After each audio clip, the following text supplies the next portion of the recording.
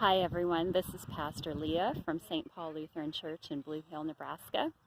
I wanted to do a short devotion video for you this weekend because it's Memorial Day weekend, and I know that many of you are sorry for all the things that are not going to be happening this year for Memorial Day.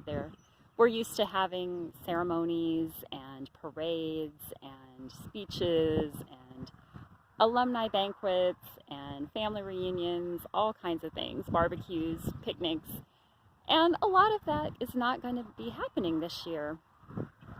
But I just wanted to point out that there are still some things that are really good that are happening.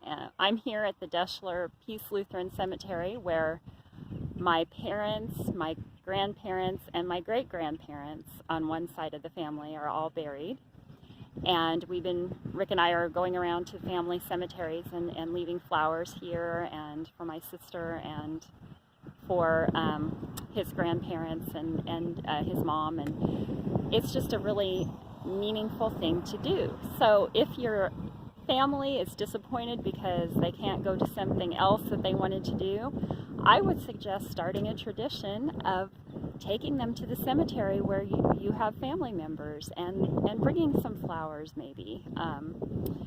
It's a really wonderful tradition, and it's always fun to see all the other people that are also doing the same, and to walk around and remember the people we knew that we loved and that we miss.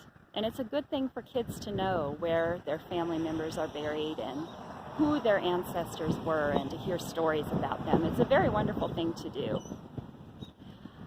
I wanted to leave you with a scripture passage, and I didn't bring my Bible, so I can only give you a paraphrase, but it's a familiar one from 1 Thessalonians 4, where Paul writes, "I don't want you to misunderstand about the resurrection of the dead and to grieve as those who have no hope."